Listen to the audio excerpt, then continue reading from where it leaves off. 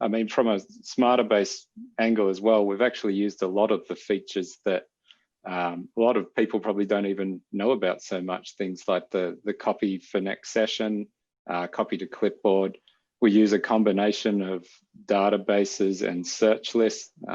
Diving's quite a technical sport in that it has, what was it, Michael? There's like 1,200 dives or something that you can choose from.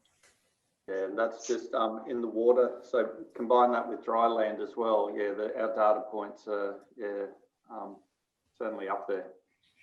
Yeah. So I don't think a diving coach has ever prescribed as fast as this video is going, but there's definitely the whole engagement of having coaches in, helping them out, getting, you know, screen time, just screen shares. The COVID situation has really helped us engage with coaches and get them educated in how to use the system and set it up in a way that works for them effectively. Yeah, so Owen, talk me through a little bit of what we're seeing here. So this is from a coach perspective. They're coming in and prescribing a session. There's elements to that session. Obviously, we're seeing rehab recovery. We're seeing the actual training session itself. We're also seeing a database function as well, whereby the coaches are able to select from a dry land template and have those dry land templates then populate a number of different prescribed dives or activities. Are you able to talk through a little bit more about how the prescription is working inside here? Yeah, so this is a video recorded by one of the coaches, and we've posted it up on online link where we can send this out and educate other coaches on the best practice on filling out a session and how to use these templates. And I think that's really key in another engagement point, where this is how you use it, not just this is the system and we need you to use it. This is how you use it and how you're going to get the most out of it.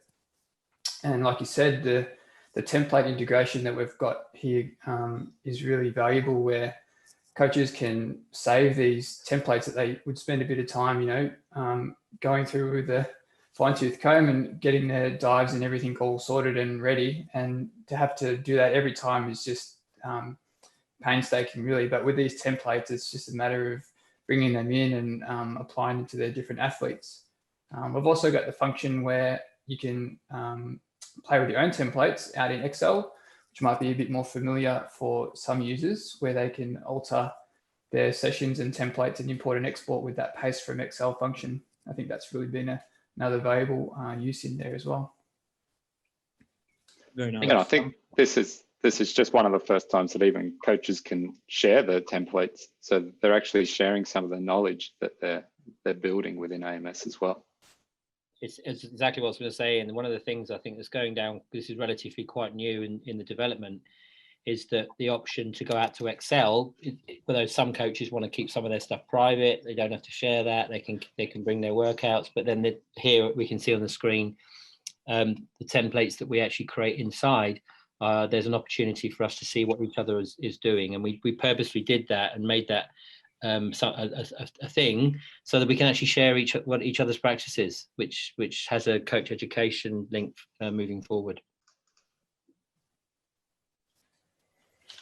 So once they're prescribed, we can also bring out the prescription into a PDF. So Addy's been taking his PDF down to poolside and feeling really professional with that in front of his athletes. And yeah, so it's not just a wasted effort of the information going into the AMS system and you never see it again. It's coming back out and it's usable. So not only can you PDF it and take it to the pool, you can also see it in this dashboard here, which is the prescription dashboard, where you can change the athlete and the training date, and it populates that training session and also shows the athlete's feedback on their RPEs and any comments. So, Owen, when you say any comments, is that a comment from the coach, or the athlete might be able to comment on the session themselves as well? Yep. At the moment, it's coaches mainly doing the comments, but we've also had instances where athletes providing feedback on how they felt during the session or how their dives went. And yeah, so it's can be two-way, which is good. And there was a good example there that we had during COVID, where I used this program where I actually prescribed for an athlete in Melbourne that couldn't get out. And my only means, I used to give him a call on Sunday night just to tee up the week. I prescribed through the AMS system. He would actually he liked to print to PDF and print the sessions off for himself, but he communicated me through the week through the system. So the only communications I had with him from between the Sundays was him feeding back to me inside the system, which was a bit of a test for it, and it worked really well. I mean, for me right now, as I said, now we're looking at, with what we've moved away from, and we can't overlook the amount of time that was spent on making sure the prescription side of this worked, because that was a key. Because once we had data flowing in, then we, that's when sort of Owen appeared as this guy and was able then to sort of look at the way in which we would present this to the athletes. That was feedback, and they wanted to know, and they wanted something back from it. So, and it was as simple as, I remember the words "pretty little pictures" used in the early days to make sure that they could understand and could see what their training looked like, but without confusing them too much. So there was appropriate feedback for athletes, and then what we needed for our support science and our sports scientists. I think that was key.